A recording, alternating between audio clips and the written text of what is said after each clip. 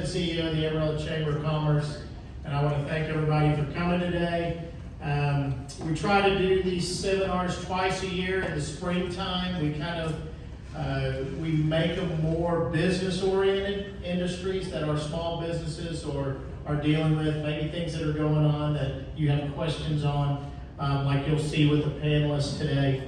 And in the fall, we kind of gear more towards legislation. We'll have some of our elected officials from the state, national level, from the city that'll come and talk about legislation that's going on. So thank you for coming to the business seminar here.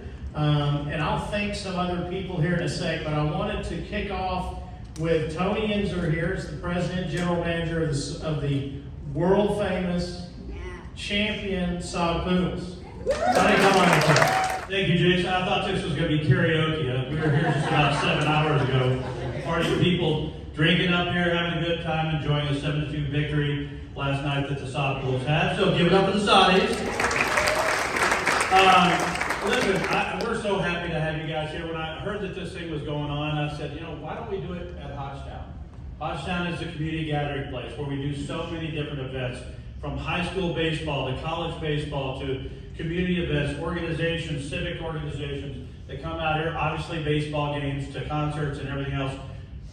When you said you wanted a multi-purpose event venue, even though I still don't like that name, Andrew, so you guys at the city got to stop saying MPAB.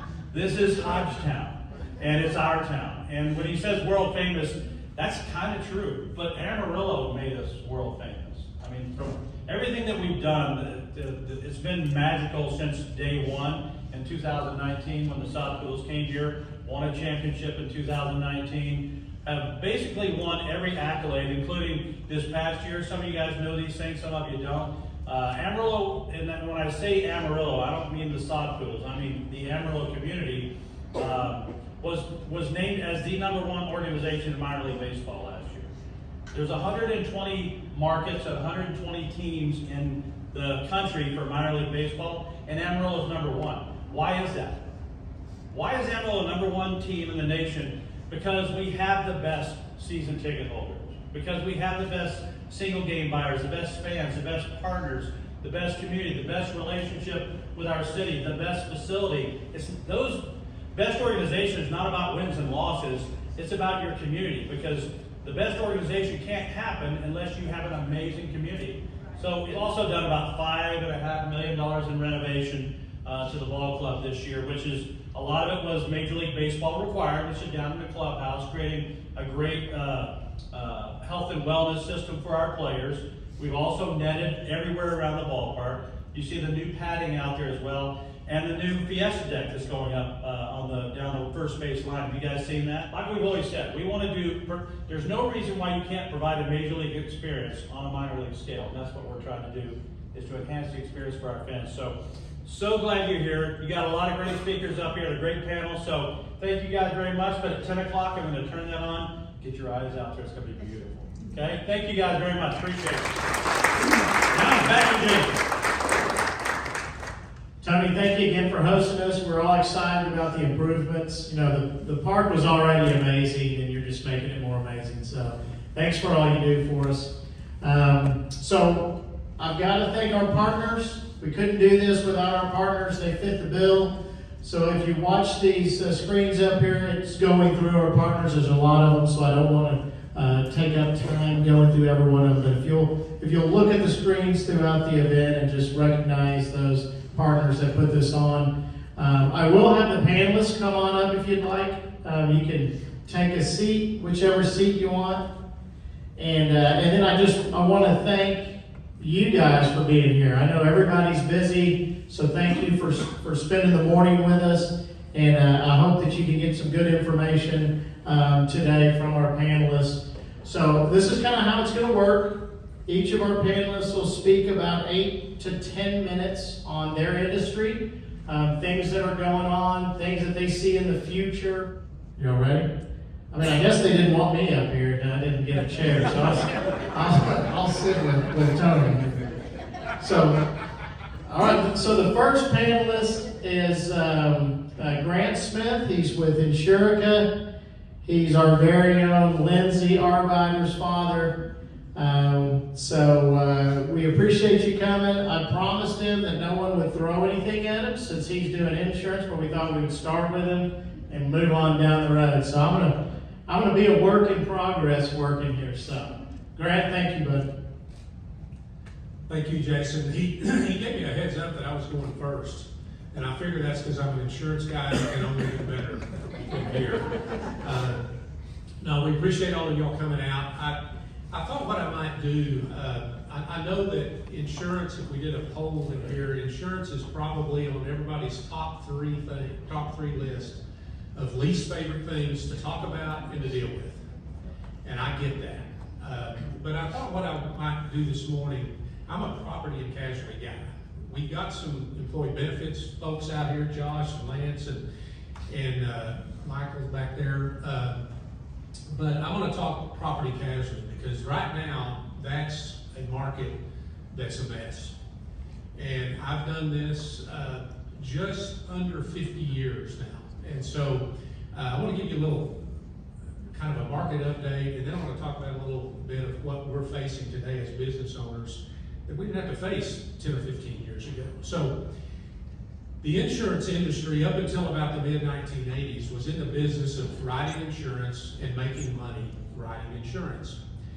Along comes mid-80s, and we went to what was called a cash flow underwriting process. Interest rates got really, really good. Up until that point, insurance companies would charge you a premium, and they would hope to pay their claims, pay their expenses, and make about a 5% profit. When interest rates and the investment side got so good, they said, hey, we don't have to make money writing insurance. We got these billions and billions of dollars coming in here. We don't care if we lose money writing insurance because we can make 20-25% in the investment side. So they started what we call a soft marketing process where rates went down, deductibles went down, and they were losing money writing insurance, but they were more than making it up on the investment side. Well, guess what happens? Interest rates fluctuate. So now we're a reactive industry. We panic. And so, we got to jack rates back up, and we've got to jack deductibles back up. And so that started this horrible, cyclical, reactive process in our industry that has held fast until today. Fast forward to 2017. 2017, we experienced 3 of the worst hurricanes in the history of the insurance industry. You had Harvey, Irma, and Maria. In terms of insured lost dollars, that was a horrible year. And again, the industry reacted, and here come the rates. Here go the deductibles. You get a couple of 3 years down the road, and what happens? COVID. Well, all this damage that had been done in 2017, there's lots of repairs to make. There's lots of demand on the supply chain. Demand goes up, supply goes down, prices were already starting to go up, then COVID hits. Now we've got a supply shortage. Fast forward to 2021, the freeze loss in Texas. The freeze losses in Texas was the worst, the largest insured lost dollar event in the history of our state. More than hurricanes, more than wind and hail, the freeze losses devastated Texas. 2020, 2021, and 2022, which that freeze loss was in there, it was hailing everywhere, there were tornadoes. Those 3 years were the number 1, number 2, and number 3 biggest loss years in the history of our industry. So back to back to back years. Today, construction costs have gone through the roof because of the supply side of things, because of all the repairs that have had to be made. The economy is good in a lot of places, so there's new construction going on. But all of this perfect storm has contributed to where we're at today. And so Property insurance is probably the worst line of insurance right now. If you've gotten your homeowner's renewal lately, you know what I'm talking about, or your business property renewal. Property is like nothing I've ever seen. We insure about $40 billion worth of property just in the state of Texas. And back in the early 90s, mid 90s, we were insuring that property for 3 cents per $100 of value. And the deductibles on those $100, $200, $500 million schedules was $1,000. Their deductible on those big schedules was less than my homeowner's deductible was. It wasn't sustainable. And so it caught up with itself, and now we're in this mess of 30 to 35 cent rates on commercial property, and wind hail deductibles that are 1%, 2%, 5% of your value. So it is a mess. Now, the good news, or what I hope to be the good news, is we just had some folks that got back from London about 2 weeks ago, and I've talked to some other large agency brokers around the country. They were in London for a couple of weeks, and the message coming back from London and the reinsurers, which drives all of this, is that we think we've reached this point of stabilization. Barring anything unexpected, which, if you look at the news the last 2 or 3 weeks, what's been happening, tornadoes and hail, and but all of that that's going on the last couple of weeks probably won't affect the rating for the next year or two. It takes about a year or two to catch up. But we're being told that the rates, at least, have stabilized. And so we're hoping to see flat to single-digit rate increases on property this year. They're still wanting to increase values a little bit because most values are still under value on property. So that's kind of a state of the market, if you will. Business owners today, just kind of looking forward, we're facing a lot of stuff that we didn't have to worry about 10 years ago, 15 years ago. And I know that a couple of these guys are gonna talk more about this, and they know a lot more about it than I do, but we have to insure for it. But cyber risks are through the roof. The frequency and the severity of the losses that we're seeing in cyber, the hacking that's going on is spiking exponentially.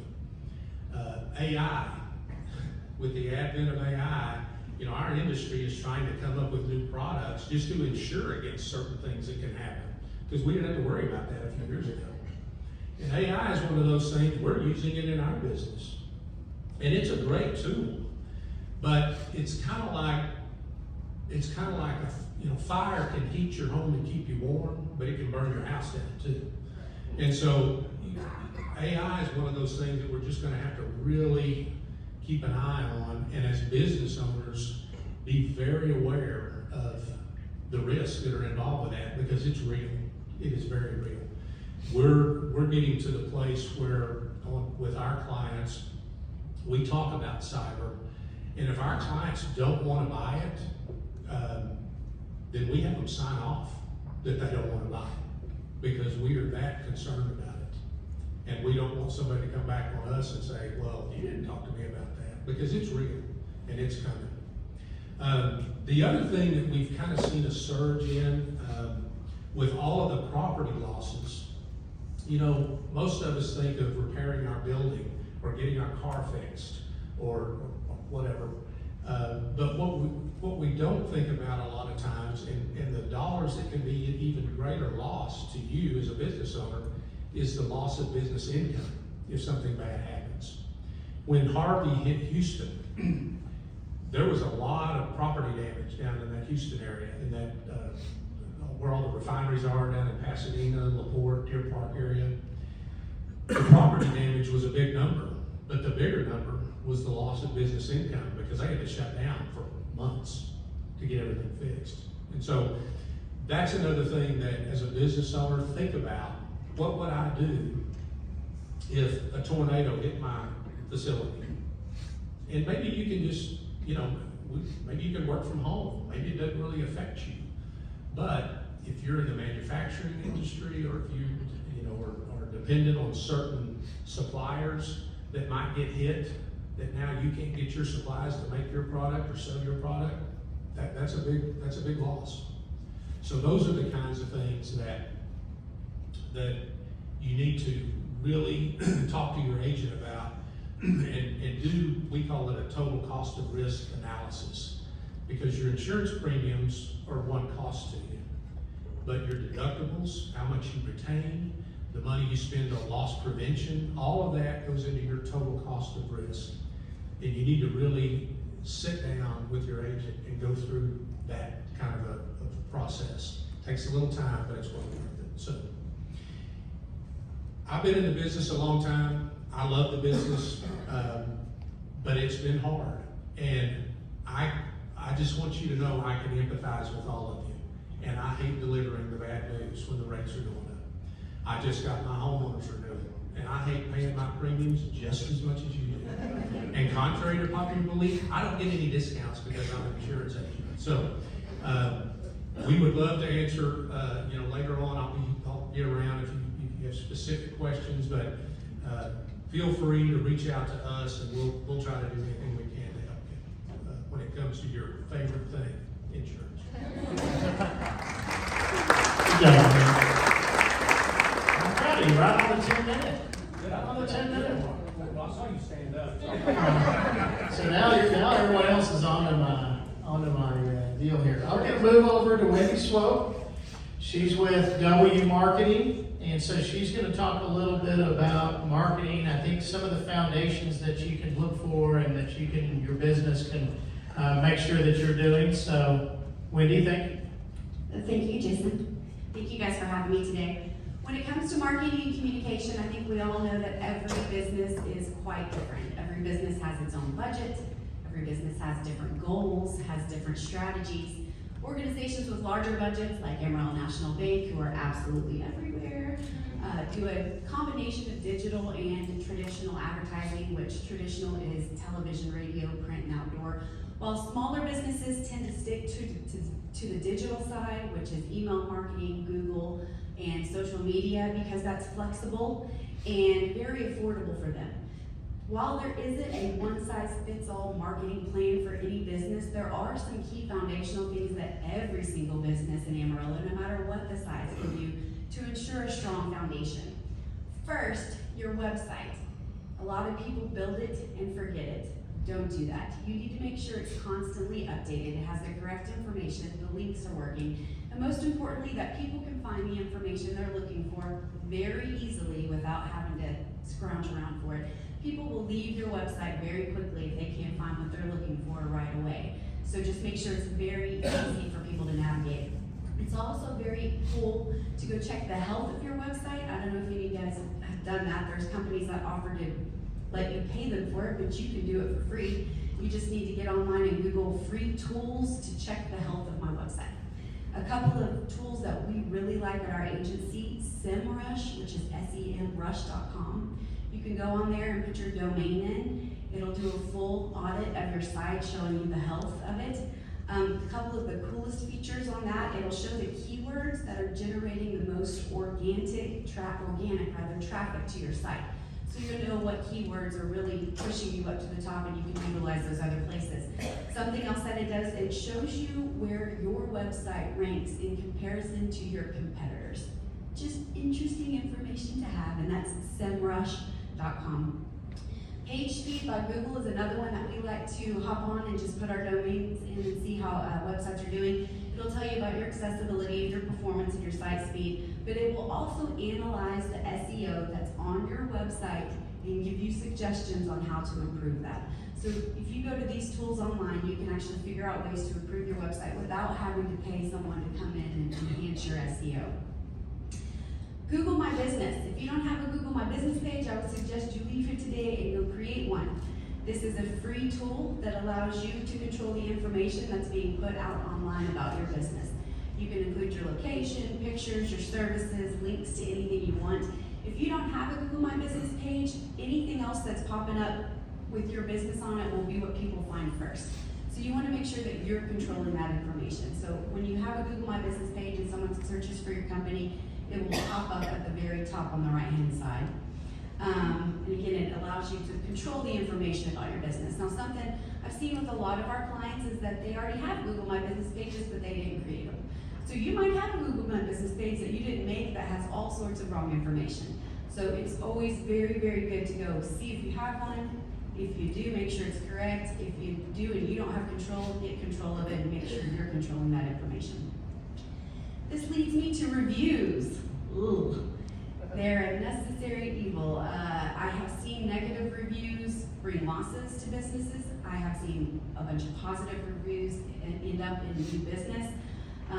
So I would just suggest that you make sure you're paying attention to what people are saying about your business online. If you have the opportunity, the resources, the time to respond to those, that's always a really good practice to do, both positive and negative. I know a lot of places respond to the positive and leave the negative hanging out there. That says a message of its own. It's always, you can always respond to a negative review, even without getting down to the dirt with people. You can keep it positive, but we suggest you do that pretty consistently. Social media, man, you gotta have it. Even if you don't want to be on there personally to see what's going on, you need to have one for your business. A lot of businesses even have a Facebook page when they don't have a website, just something for someone to find you online. Typical rule of thumb, they say to post 2 to 5 times a week. That's a lot. If you don't have someone in your place of business that has the time to generate that content and do it, it feels like it's nearly impossible. But if you are able to post once a week, once every week and a half, something to remain consistent. Just don't let your page become dormant. When you hop on a page to get information and you see they haven't posted until 2018, I automatically think they're not in business. And I'll end with this. I can't say enough about word of mouth. For my business, for all of my clients' businesses, word of mouth is what really drives them. So if anything, make sure that when your clients are in your place of business, they're walking out having experienced a 5-star experience, because most happy people won't get online, but most mad people will. So that's my spiel as far as some free and affordable things that every business can do to ensure a good foundational success. I will be available afterwards to talk to you about any individual questions you have about your business or challenges you may be facing. I'm happy to help. Thank you, Wendi. I'm pretty sure everyone can hear me. I'm pretty loud. So, Heath Acker with Amarillo National Bank is going to talk a little bit about the banking industry, local economy, and those sort of things. I think a little bit of fraud. So, Heath, I'll let you take it on. Thank you, Jason. Good morning, everyone. Thank y'all for coming out today. I'm going to kind of start off with what everybody is, probably the most common question I get asked is, when's interest rates going down?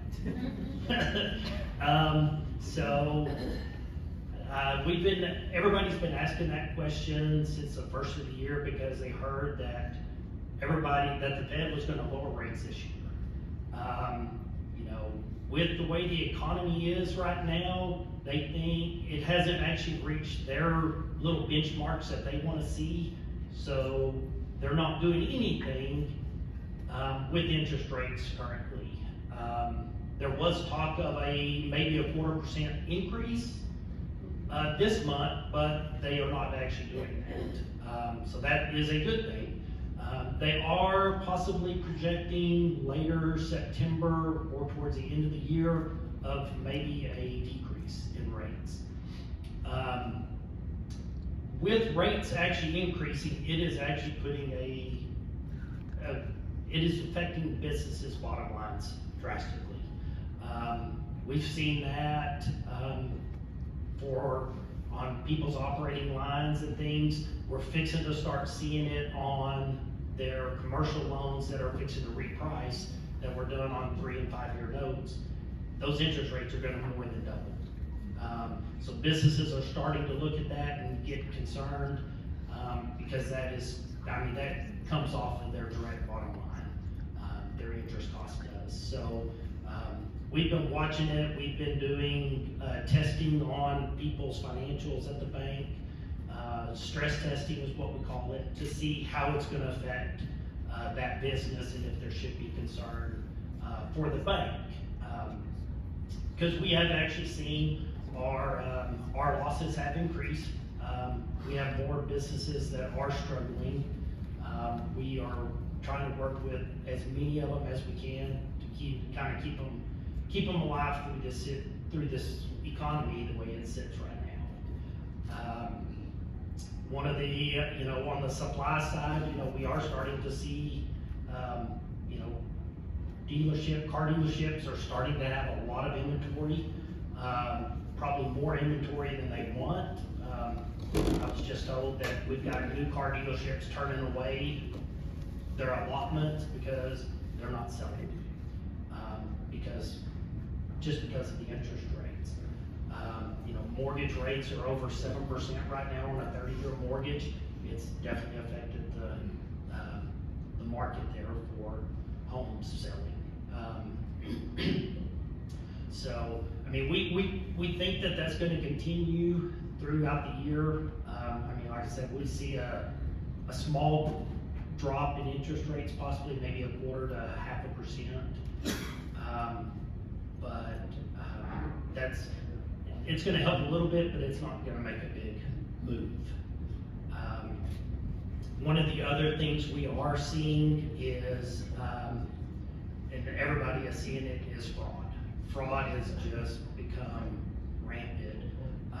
We meet about it every week now, and there is something new that comes out every week. I had a customer just last week, he got an email saying his checking account was added to some Coinbase. Click on this if it wasn't. He clicked on it. It took him to our website. He logged into our website. They just captured his login information. They went in, changed all his information, his phone number, everything, and sent the money out of the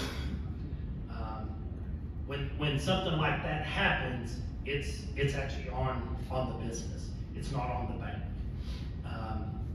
Because he actually accessed his account through his login, through the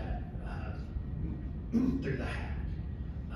So there's not anything that we were able to actually get part of it back because they know what the transaction amount limits are.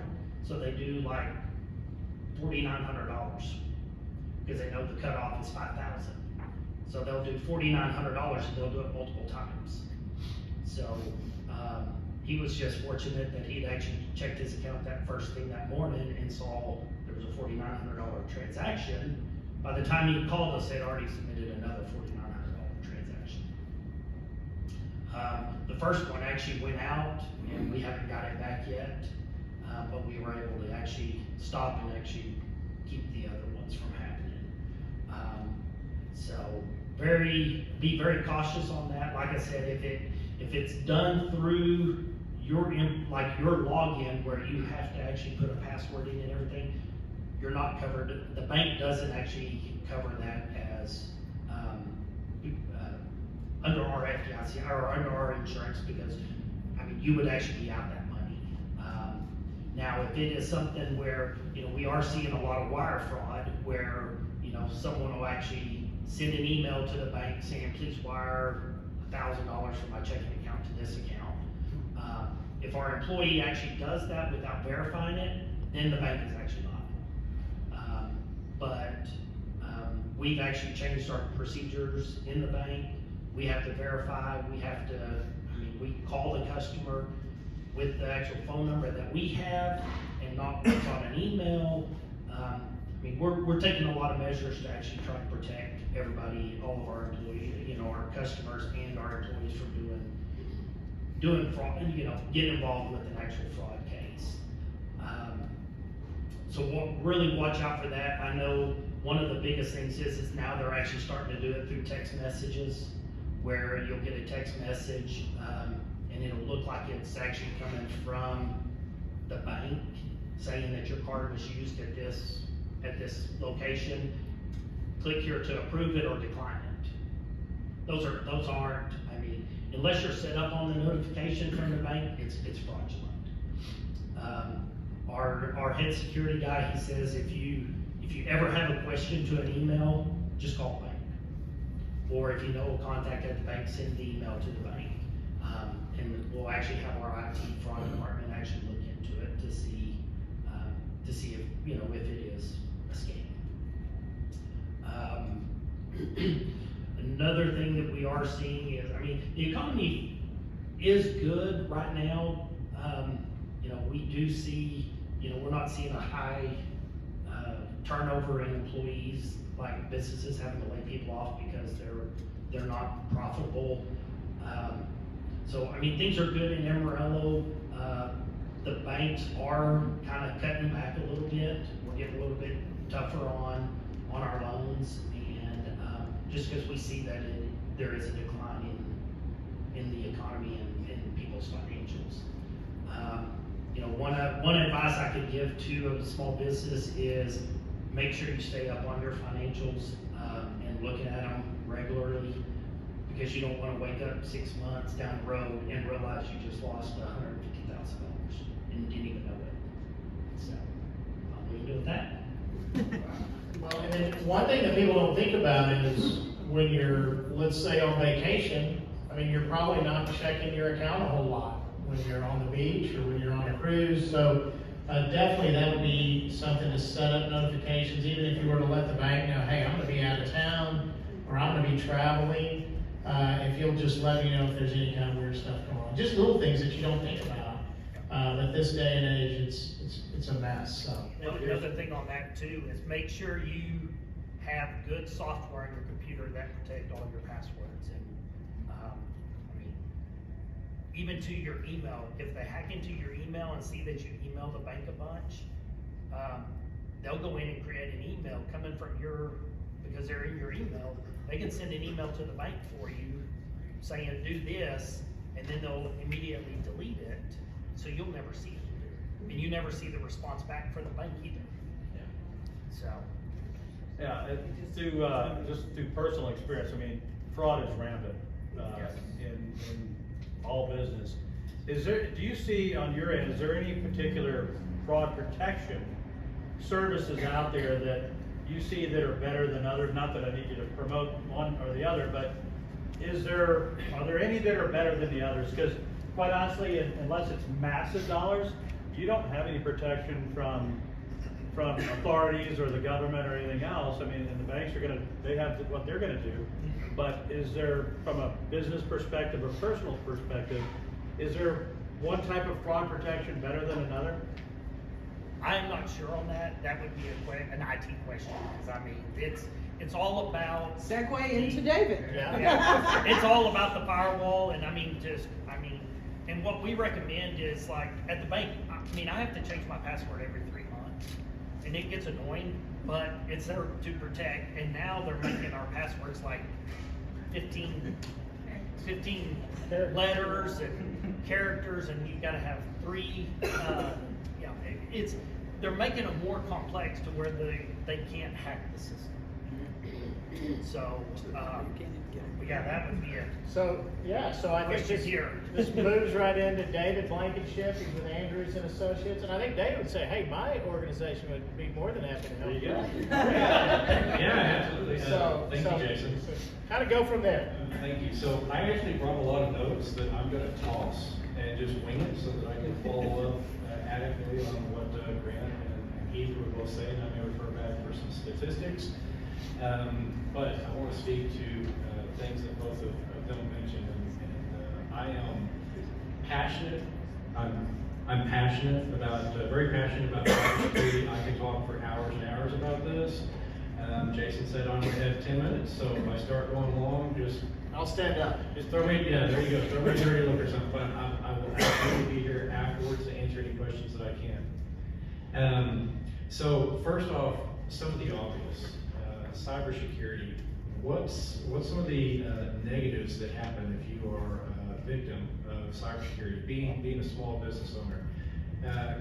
Financial loss, as was just being discussed, business reputation, customer trust, and and the list goes on and on. It can be hard to recover. So now I'm gonna go back to some of my statistics here. In 2021, 61% of small businesses reported being the victim of a cyber attack. 60% of small businesses fail after about 6 months of a cyber attack. It's very, very, very costly.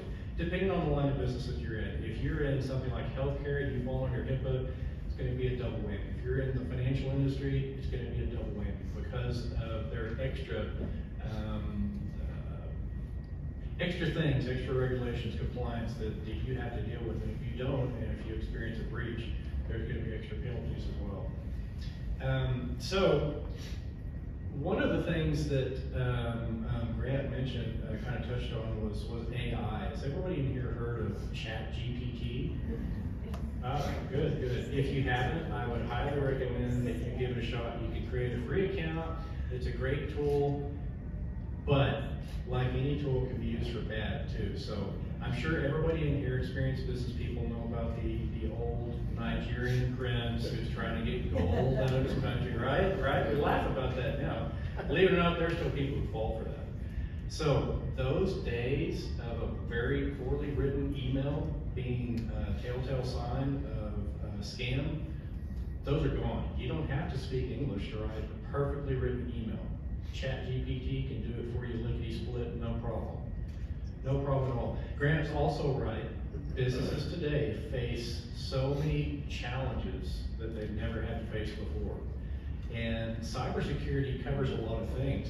Again, back to insurance. I'm sure most of you, if you own the property where your business is at, you have property insurance. You want to insure your business if a tornado comes through and takes things out, right? Well, cybersecurity also encompasses physical security, as in what happens to your data, what happens to your business, what happens to your business continuity if a tornado comes through and takes out your infrastructure. If you have an on-premises server with a lot of data, pretty sure most people in here know you need to back that up. But if it's backed up in the same location, physical location as the server, and a tornado comes through or fire, your backup's gone. So, okay, great. You need to have more than one backup. You also have a backup in the cloud that we hope is secure. If you have a lot of data and your building is taken out, your infrastructure is taken out, great. You have that backup in the cloud that you can pull down. How long is it going to take whoever does your IT to rebuild that local infrastructure and make that data not only accessible, but accessible in a usable format? Data availability falls under cybersecurity too. Back to kind of what Heath was talking about. Amarillo National Bank I've used for years as an example when I talk about cybersecurity, because so many local people here bank with Amarillo National Bank. And I don't remember what year you guys started doing it, but if you log into Amarillo National Bank's site, you're going to get hit with MFA or two-factor authentication, multi-factor authentication, or two-factor authentication. Typically what it's going to be, you put in your credentials, it's going to say, cool, now we need to text you or call you to verify it's really you. Two-factor or multi-factor authentication is very, very effective in protecting accounts. It's something we recommend for every email account. I'll get to that reason here in just a minute. There's different levels of two-factor or multi-factor authentication. They could send you a request by email, by text, or by an app. Email is the worst or the least secure because business email compromises happen all the time, just like we were talking about a few minutes earlier, where somebody gains access to your or an employee's business email account. Nobody knows they're in there. They put rules in there. They see all the emails come and go, and then they can send an email to the account. Email accounts get compromised all the time. Multi-factor is the best way to protect those we know. The next most effective way for multi-factor or two-factor authentication to be implemented is with a text message, which at least that's what I remember A and B starting with. Because while phone numbers can be cloned and somebody else can receive those authentication requests via text message, it's usually harder than email. The most effective way is with an app-based authenticator. So I can give you the credentials to my email account. Anybody in here, you want them, you got them. You're not gonna get in. Because we have multi-factor authentication enabled on everything that we as a company do. What's gonna happen, I give you my email credentials, anybody in the world, you can log in, it's gonna take the username, it's gonna take the password, it's gonna say, cool. Then it's gonna come up and say, but we need just a little bit more information. We need that 6-digit temporal code that's only available one place on the planet, and that's my phone, which is encrypted and password protected. So two-factor authentication, multi-factor authentication, it's something you know and something you have. Something you know is your login information. Something you have, in this case, would be a phone or an authenticator app, right? Again, back to something Grant was talking about, AI. It's not coming, it's here. I was showing him right before we started talk a website any of you can go to just to illustrate what AI is. And this is not new. This has been out for 5+ years, just to illustrate what AI is and what it's capable of. You can go to thispersondoesnotexist.com. It'll generate for you on the fly an imaginary person, never existed, will never exist again. You refresh the web page, it's going to generate another one right on the fly. I want you to do that and take a look at how realistic they are. All nationalities, all races, genders, you name it, can't tell. And that's kind of old technology now. We have clients now asking for AI in the form of Copilot from Microsoft. AI can be a great tool, but it can be a great problem too. Sorry, let me look at some more statistics here. Don't want to scare you. So there's some simple things that you guys can do also. Only 17% of small businesses report encrypting their data. So what's that mean? That means if you have folks who use, say, notebook computers and they travel, they take them home, they work from home, if that drive and that machine isn't encrypted and something happens to that machine, it's stolen, it's lost, you're going to be in a world of hurt, especially if you're in healthcare or financial or something like that, because now all that data is out there in the wild, accessible to anyone, including potentially the rest of your network. You can encrypt that entire drive, usually for free, depending on what you're using. Now, if that notebook is lost or stolen, you have to replace it. Maybe insurance will cover that, but the data is secure. And if we talk about regulations and compliance, if we talk about HIPAA, if anybody in here is in healthcare, HIPAA is very, very frustrating because there's a lot of gray area. They don't mandate that you have to encrypt your data, but if you have a breach and it comes to light that you had a notebook that was stolen or lost, they're going to say, okay, was that encrypted? And you go, no. They're going to go, why not? Here's the fine. It's very, very frustrating. It's what we call best practice. Encrypt everything you can. Jason's standing up. I've exceeded. You can finish up. You just have it. Okay. Are you sure? Stretch. Okay. I'll go ahead and wrap it up. When it comes to cybersecurity, two final thoughts. Okay. Think of it like an onion, or if you're old like me, a Tootsie Pop. Okay. How many licks do you have to get to the center? The center is what the bad guys are after. The data. That's what they're after. Nothing IT puts in place will catch everything. It's just not possible. So we think of layers, firewall, email gateway protection, EDR, modern antivirus. So that if the bad thing gets past one layer, another layer catches it. And it is truly layers. All of your systems, including your smartphones, which I'm sure everybody in here has to be updated all the time. Think about all the resources that your smartphone has access to, personal and professional. We have a policy at our company. when the manufacturer stops updating, stops sending updates to the smartphone, you've got to replace it, or you can't work there. It's very, very risky. One final thought, there's no certainty in cybersecurity other than if you use computers, any kind of computers, network, in your business, in your company, you will get attacked. At 24/7, 365, automated, programmatically, you will get attacked. That is a certainty. The question is, will you fall victim to that attack? And if you do, what happens then? Thank you. Thank you, David. Talking about AI, I think that we should clone me, right, girls? Would that be all right, happen to me? Sure. Penn wouldn't mind. Sure. Okay, so we're saving the best for last, maybe? I don't know. So Joseph Peterson, I think most of you probably know him.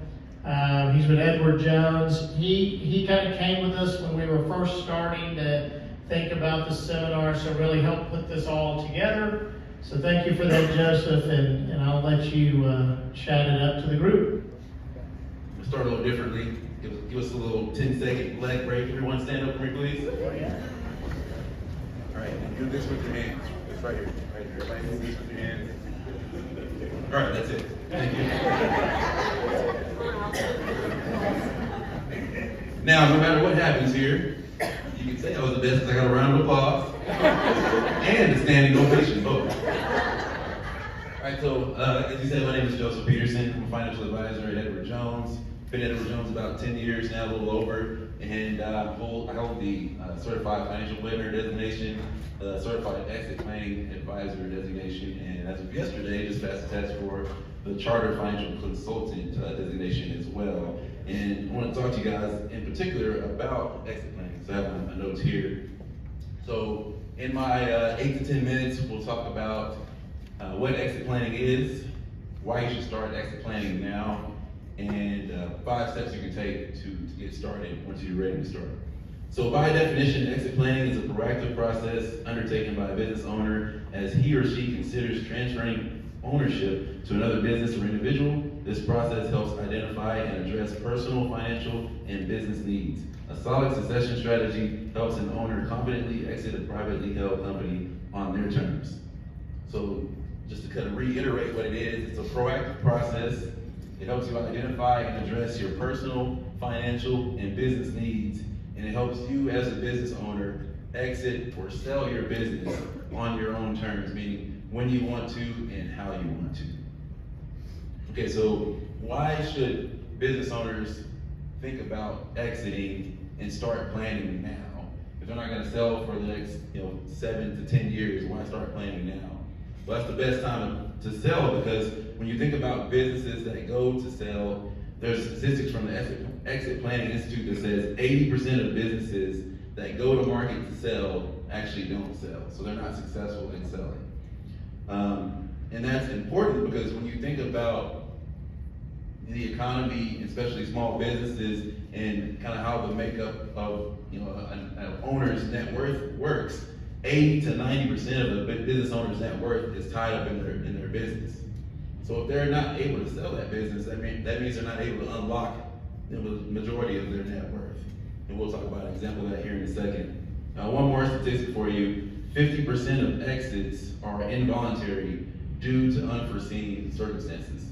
So you have the voluntary exit where you go out and you put your business up for sale, but you have the involuntary one where you might have had an owner pass away or become ill where they had to sell the business and that wasn't on their own terms. So a couple reasons there.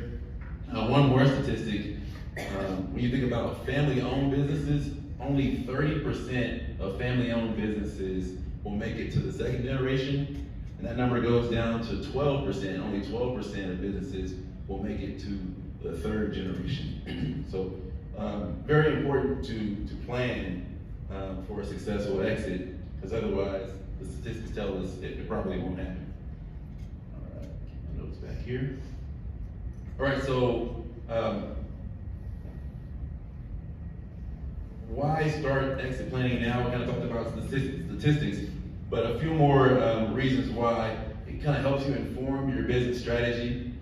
It'll help provide context for making decisions, and then also provide the opportunity to improve your business valuation. So when you think about why you want to sell, again, it's unlocking the wealth that you have tied up in the business. So you're going to have the opportunity to increase your business's value by planning today, as opposed to thinking, I want to sell tomorrow. Well, how much can I get for it?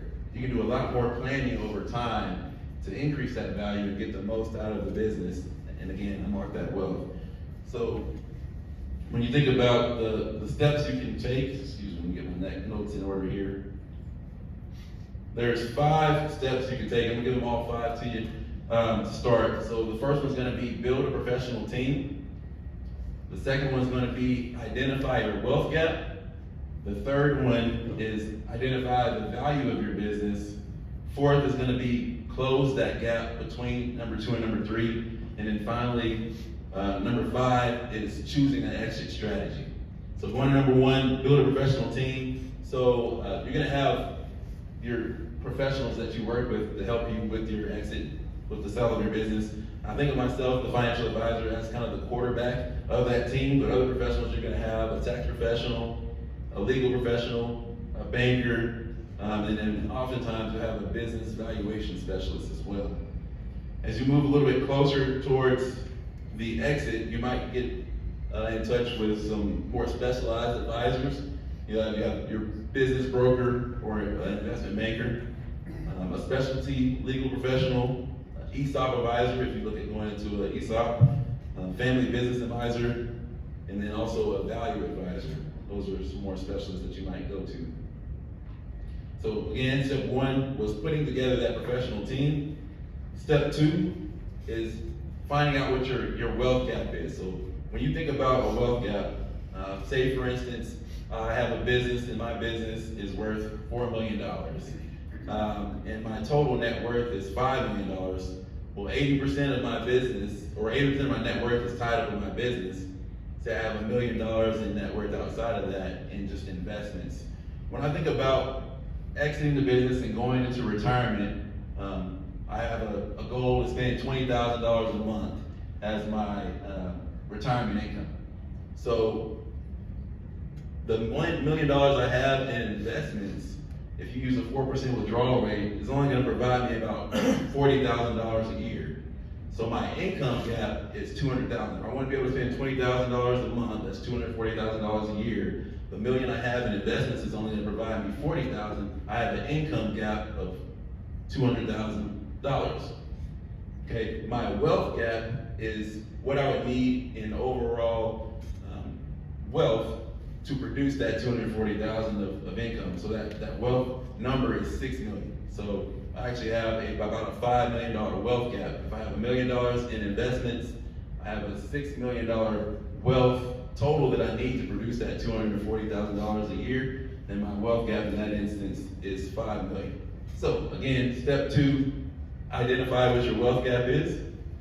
And again, that's derived by determining what kind of retirement lifestyle you want to have, and then the assets you have available to produce that retirement lifestyle. And then you're going to determine in that third step what your value is. So again, in that example I just used, I said my business was worth about $4 million. Well, if I have a wealth gap of $5 million, then how do I go about selling my business for $5 million when it's only worth $4 million? Well, that's what you're doing the exit planning for. You have that 4th step, closing the gap. So what are some things you can do to close the gap? All right, so you have 2 main options. So you can increase your profits in your business to have a higher valuation of your business, or you can increase the intangibles. So we'll start with increasing your profitability. So increase market share. So you might look at acquiring another line of business to help increase your market share. You might introduce new product lines to, again, produce more profits, increase your prices, reduce your costs. Those are all things you can do to increase your profitability. On the other side of increasing your value, you have increasing your profitability, then you're also increasing your intangibles.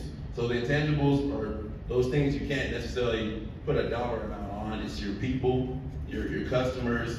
So one thing you can do to improve the intangibles, the depth and expertise of your personnel. So get some training to your personnel, the systems, tools, and processes that enable operations. Then your relationship with the customer. If you improve those things, you're improving your intangibles, which then improves the value of your company. So improve your profits, improve your intangibles. That's step 4, which is closing the gap between your wealth gap and the current value of your company. All right, lastly, step 5, consider what exit options you have available to you. So on the table there in front of you, you guys have a sheet and it talks about exit options. It's the colorful one on your table.